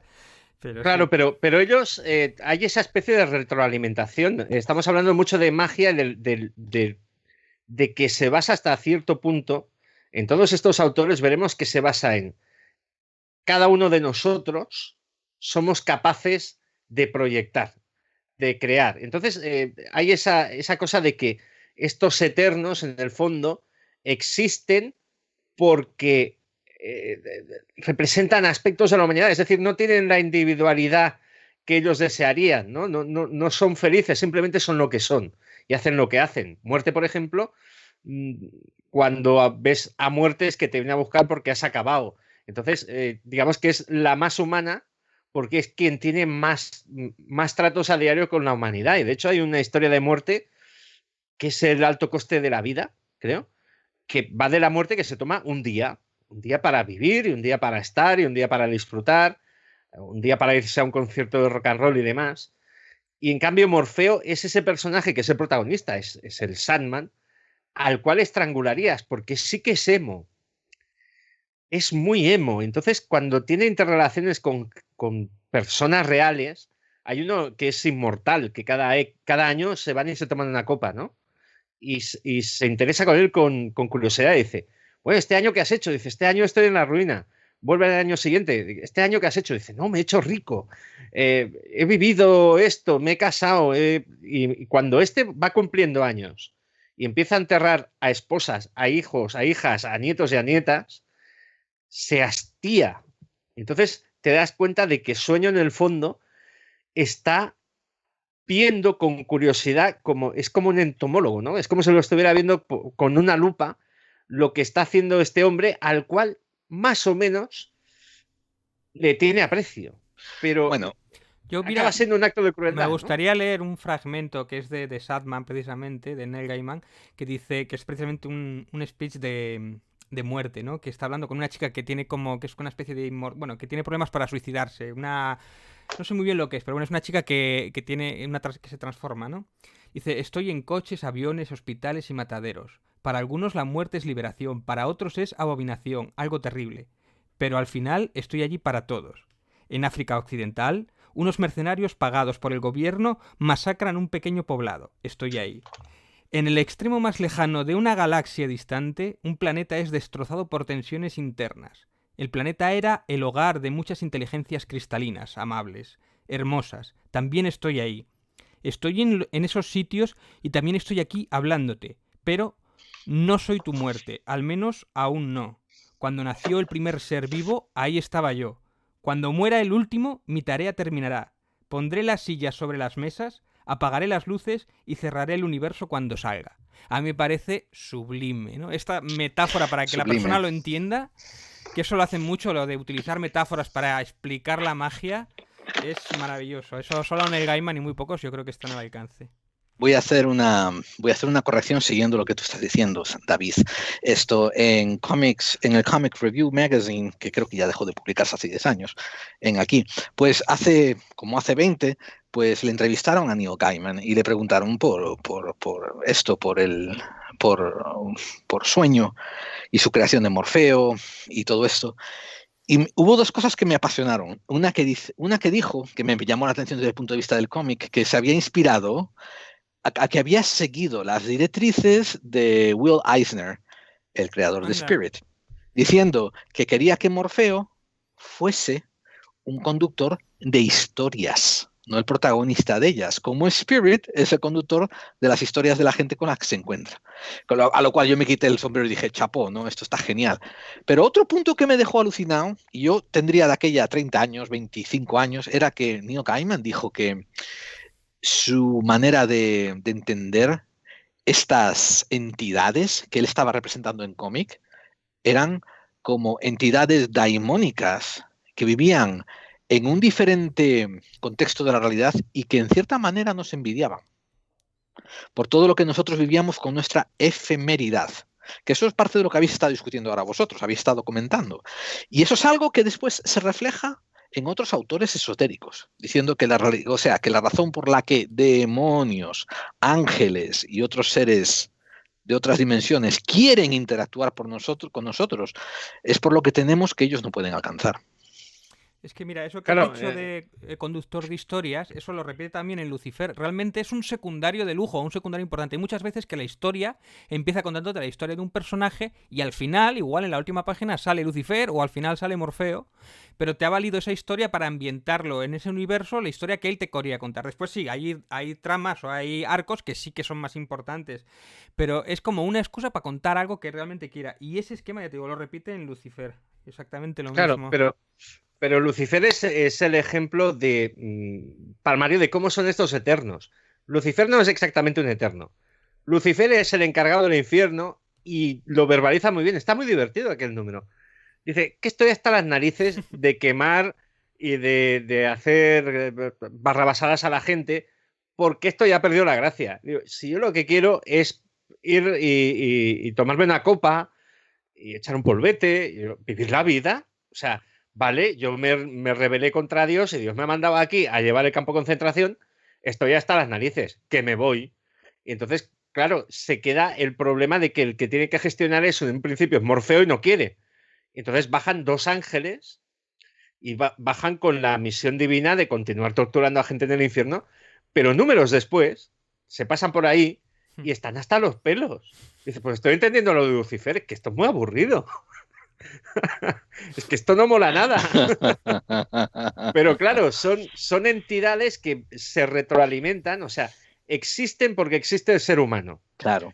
Pero no están completos porque representan cada uno de ellos un aspecto de nuestra manera de vivir. Yo lo veo más sentimientos. Yo lo veo más bien. Bueno, a lo mejor tú tienes razón, Albert, que así es como los diseñó, el autor.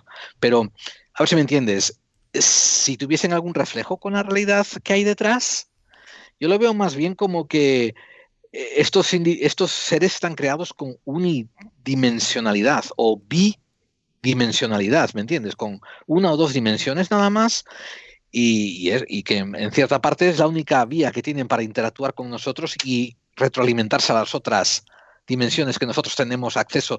Dimensiones de personalidad, digo, dimensiones de expresión, dimensiones de sentimiento, ¿no? Claro, pero por ejemplo, muerte, cuando hay alguna escasa reunión familiar, ¿vale? Muerte es quien mejor conoce a la humanidad porque aunque llega al final de nuestra etapa, es quien más ha interactuado, quien más nos entiende y quien es más normal. Entonces se queda mirando a Delirio, pobrecita mía, ¿cómo está? A desesperación, a Morfeo le llama soso de los cojones, con perdón, sí. Y tal, y se ponen a hablar del hermano perdido, que si no recuerdo mal, el hermano perdido era Destrucción. Destrucción. Me acuerdo. Claro, Destrucción creo que es el hermano perdido que no hablan nunca de él hasta que se van a buscarlo y le dicen, tienes que volver. Y dice, Corcho, que no veis que la gente se está apañando muy bien sin que esté yo para motivar. No tengo que hacer Sodoma y Gomorra, que ya se han apañado. La bomba nuclear no es mía. Dejadme vivir. Bueno, de Mike Carey hay otro cómic que tiene que es un writer, que también tiene algo que ver con la magia y tiene que ver también con esto de las musas y la creación, porque es de un escritor y se mete mucho dentro de la literatura y de que si su padre era mago y tal. Lo que pasa que, bueno, a mí esa no me hizo tanta gracia. A Mike Carey sí que es su cómic favorito y también es de Peter Gross, que es con el mismo que hizo Lucifer mayormente. Y a él le gusta mucho. A mí, ya te digo, no me hizo demasiada gracia. Y entonces, ¿algo más de Carey que mencionar? ¿Lo pasamos al siguiente? ¿Cómo lo ves, David? Creo que hizo unos X-Men muy malos, Mike Carey. Bueno, tiene una película que salió hace poco y escribió un libro, que era La chica de todos los dones, que no estaba mal, que era de zombies. Y escribió el libro también, el guión. De hecho, cuando yo le entrevisté, llevaba hace un año que salía y tal, y estuvimos hablando de Jean Close, que era una de las protagonistas, y él estaba encantado con ella y hablaba. Y no sé si estaba haciendo algún guión más, alguna cosa por ahí. Bueno, Albert, ¿qué nos tienes preparado para la recta final? Pues bueno, vamos a hablar del Divino Calvo, que este es de los míos. Pero creo que es calvo voluntario desde hace mucho tiempo. Vamos a hablar de Grant Morrison, el guionista escocés. Grant Morrison es uno de los popes en estos momentos y tiene esa relación con Alan Moore de con lo que yo te he querido, Alan, y lo mal que me has tratado siempre. Y ahora se dedican a insultarse en entrevistas y tal. Pero bueno, él también es mago. Es mago y le viene a él eso, ¿cómo lo diría? Pasó a principios de los 90, él ya se había establecido en el mercado americano. Había hecho Animal Man, que estuvo muy original. Animal Man es uno de esos personajes tontos. Es alguien que puede tomar los poderes de los animales, ¿no? Pero cuando él lo agarró, hizo mucho metacómic. Era un cómic en el que, por ejemplo, en un momento determinado, la familia de Animal Man muere y Animal Man se queda así y dice, pero por el amor de Dios, ¿cómo puede alguien haberme hecho esto? ¿No? Y aparece Grant Morrison en la puerta y dice, hola, soy el guionista de esto. Estás dentro de un cómic y lo he hecho porque creo que hay que subir las ventas. Y entonces hay un número maravilloso con Grant Morrison dentro de su cómic explicándole que a su personaje que es de ficción y que todo lo que ocurre depende de él y de que el editor le diga si se vende o no se vende el cómic. Es maravilloso.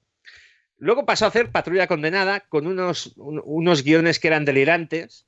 Hay un personaje que es Robotman, que en uno de los cómics dice: ¿qué estamos haciendo? Y le dicen: bueno, estamos persiguiendo al villano, que es el surrealismo. Dice: no, ¿qué estamos haciendo en general? Nuestras aventuras no tienen sentido. ¿No os dais cuenta? Superman no lucha contra el surrealismo. Superman lucha contra los invasores extraterrestres. ¿Qué estamos haciendo aquí, no? En fin, que alcanzó un notable éxito y llegó a hacer Batman Arkham Asylum, que se vendió un montón y le dieron royalties por un tubo. Y él estaba pasando como una especie de etapa de depresión personal. Hizo una búsqueda personal. Se movió, viajó por el mundo, intentó aprender cosas. Es un hombre que en su infancia pues estaba muy marcado porque sus padres eran activistas, ¿no? Activistas contra el gobierno, contra las nucleares, contra la OTAN y cosas así por el estilo. Y siempre pues ha estado motivado en una especie de pensamiento fuera de lo que es normal. Entonces él decidió hacer un cómic con todo lo que le molara. Es decir, las historias de ovnis, las historias de conspiración, las historias sobrenaturales, las historias de espiritismo. Y entonces creó Los Invisibles, que vendrían a ser un grupo de gente que lucha contra el sistema en mayúsculas. Entonces hay cómics de Los Invisibles que basan en que han encontrado al nuevo Mesías, que es un chaval de Manchester, que es un delincuente, y que él puede acceder a los anteriores Mesías que han existido, el último, por cierto, John Lennon. Vale. Todo eso se va hilando, hay como una especie de mega conspiración porque tiene que llegar el anticristo para gobernar el imperio británico, y a la vez se acerca algo que se llama el Barbeliz. Barbeliz cambiará la humanidad, el Barbeliz llegará y lo cambiará todo, que es algo que viene del espacio.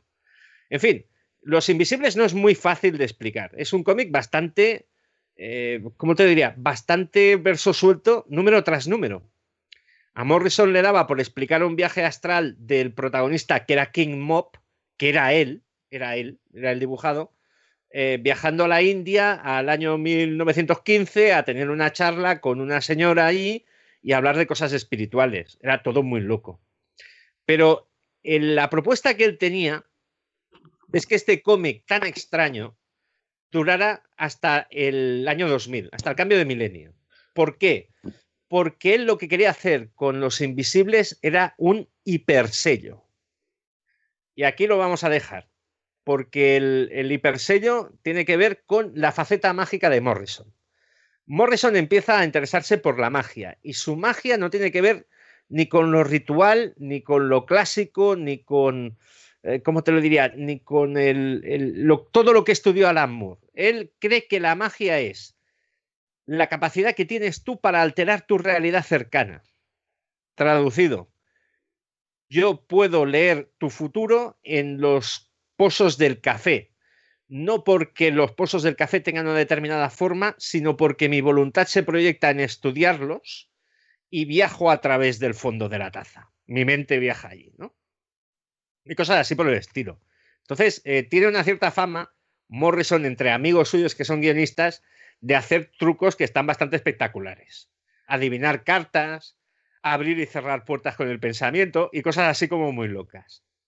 Entonces, alguien tan escéptico como es Warren Ellis lo dice. Dice: un día me apareció en la habitación del hotel, la puerta se abrió sola, entró el desnudo con la sábana atada en la cabeza, me dijo, esto va a cambiar, se dio la vuelta, salió y la puerta se cerró sola.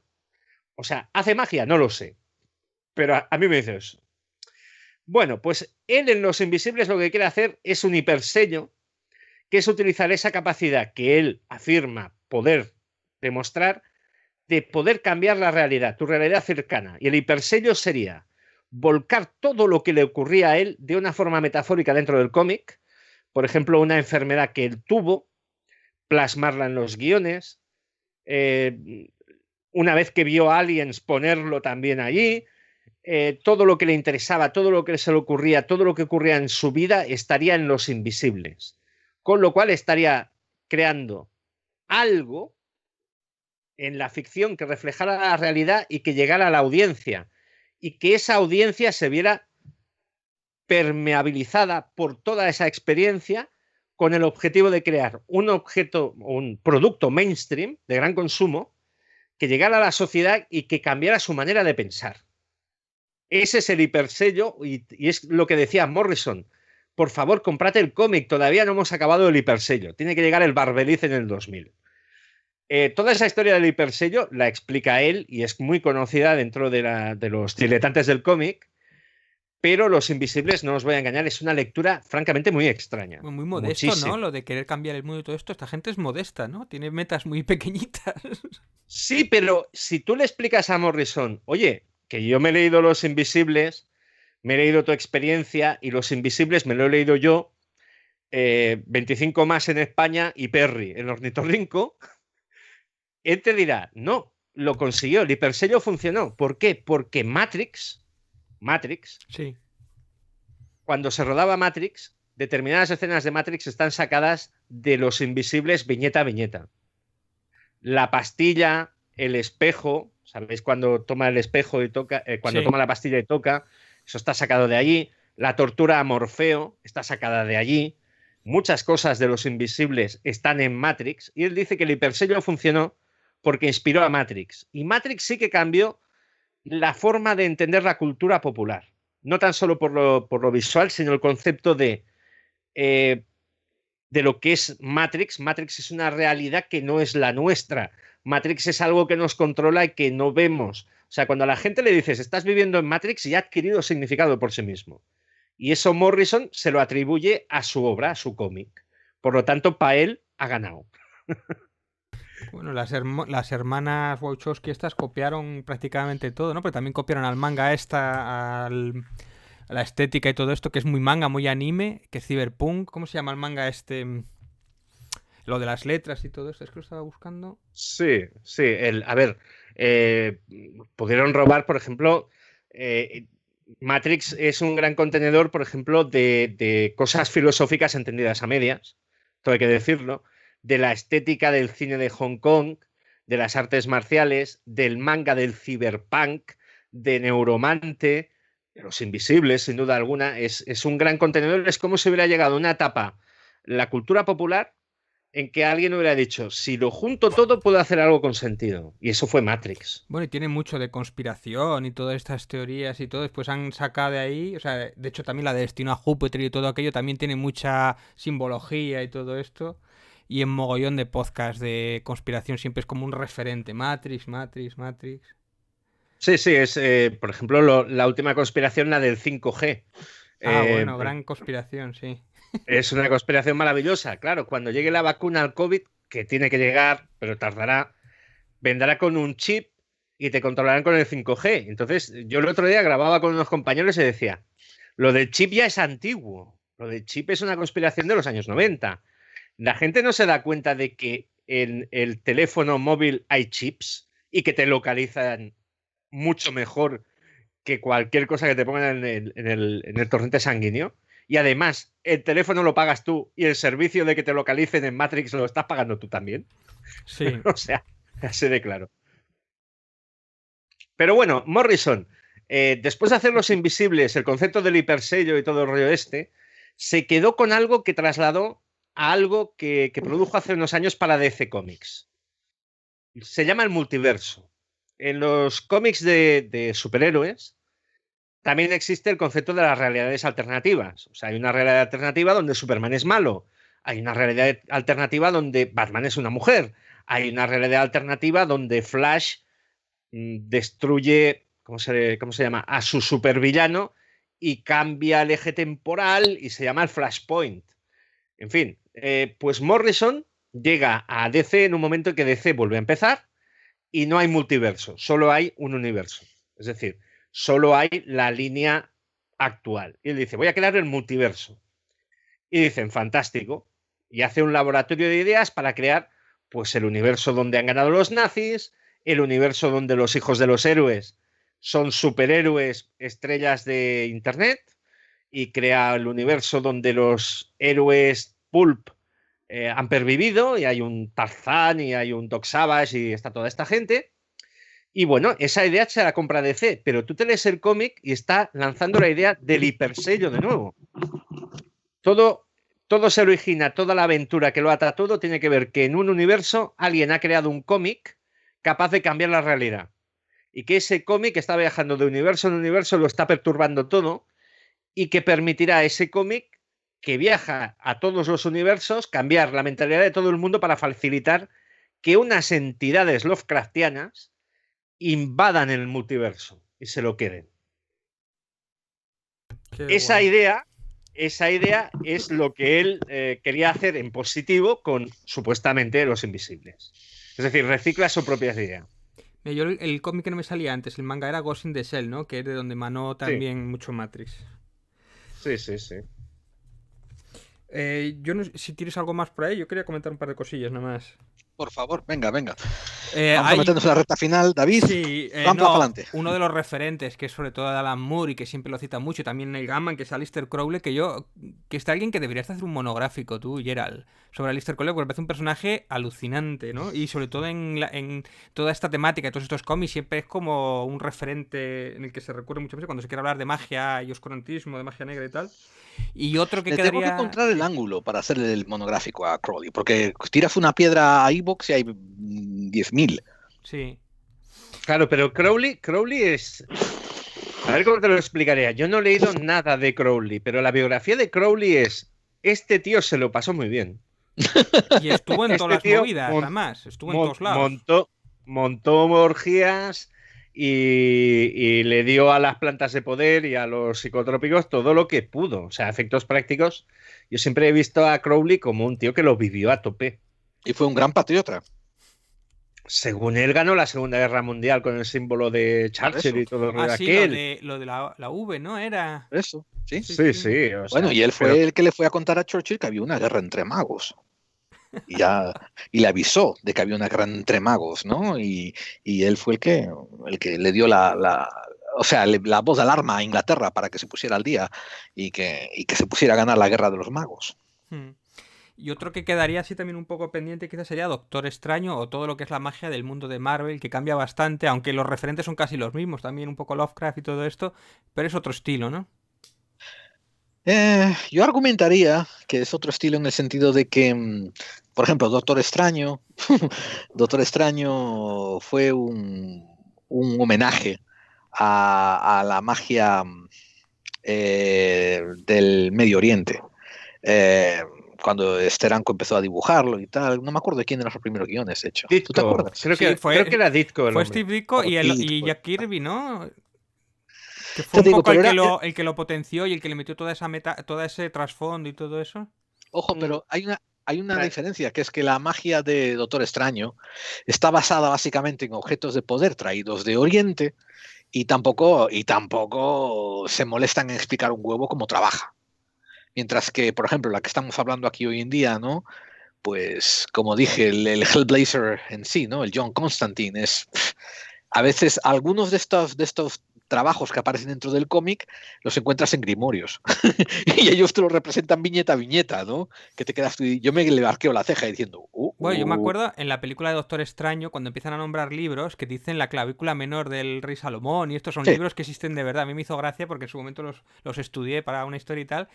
Y bueno, y eso de entidades así muy Lovecraftianas en otros paralelos y tal, igual eso se puso un poco posterior, pero bueno, vienen a nacer un poquito de la misma idea, ¿no? Porque todo esto Lovecraft y todo esto es como el Santo Santorium de toda esta gente. Claro, pero Doctor Extraño es aquello de el ojo de Agamotto, que aquí que lo hemos conocido como la piedra del tiempo en el cine y todo esto. Claro. Son objetos que vienen de dimensiones paralelas y que son objetos que ya tienen el poder de por sí. Claro. Y en el fondo, Doctor Extraño lo que hace es tirar rayos, por decirlo de alguna forma. Claro. La diferencia con lo que vino después, sobre todo con el desembarco de británicos y su manera de entender las cosas, es la capacidad. Por ejemplo, lo que hace John Constantine. John Constantine hace magia práctica con lo que tiene a mano. Es él el que otorga significado al hechizo muchas veces. Puede hacer el pentáculo, puede utilizar las velas o puede hacer una invocación, pero lo que ha dicho Gerald, ¿no?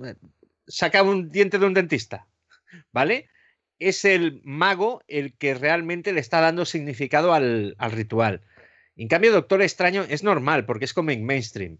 Claro. Doctor Extraño es aquello, hago un gesto con los dedos Mientras tengo el orbe de Agamotto en mi pecho y tal, y pum, y ¡buah! He hecho pues desaparecer a mi enemigo. Por ejemplo, en la película lo explican de otra forma. Dice, estamos manejando otro tipo de energías. Claro. ¿Vale? Nosotros estamos manejando otro tipo de energías y de hecho creamos una dimensión, o podemos acceder a una dimensión paralela a la nuestra para tener las batallas y no destruir Nueva York. También habría que decir que yo supongo que para el mainstream americano que haya un mago, digamos que tú tienes que vender entradas por todas partes, no puedes decir, no, hay dioses, hay dioses dimensionales y cosas. No se liaron, dijeron, no, manejamos otro tipo de energía. Sí, además, de la misma forma que Thor, aunque se identifica como Dios, Thor dice a alguien, no, es una civilización extraterrestre que utiliza otra tecnología. Sí, porque recordad todos de que Thor en los años 60, bueno, a finales del 60, creo que Thor apareció en el 65, pero a finales de los 70, Marvel se estaba quejando editorialmente dentro de la compañía de que los grupos cristianos del sur, de los estados del sur, estaban prohibiendo la venta de Thor o de Amazing Stories donde salían historias de Thor porque eran anticristianas. O sea que ellos también se acomodaron a las tendencias del mercado. Es que es difícil que no se queje a alguien, ¿eh? Cuando sacas un cómic... Mira, una de las cosas que le pregunté a Mike Carey precisamente si tuvo problemas cuando sacó Lucifer, dice que no, que milagrosamente ningún cristiano se quejó. Yo no sé si es que no llegó por allí o pasó por debajo del radar, pero sin embargo con otras tonterías enseguida saltan algunos cristianos fundamentalistas y bueno, te pueden buscar algún problema. Claro. O sea, muchas veces parece mentira que la religión está tan enfocada en prohibir cosas como en fomentar cosas. Es un comentario reflexivo que digo, ¿no? A mí me hace echarme para atrás cuando una religión se enfoca más en lo negativo, en el pecado, en el diablo, en las tentaciones, en el mancillar el alma, comparado con hacer obras buenas, proveer caridad, mejorar el mundo, convertirte en un hijo honorable de Dios, etcétera, etcétera, ¿no? O sea, es una guía de referencia que yo uso a nivel personal. Y nada más que la comento aquí.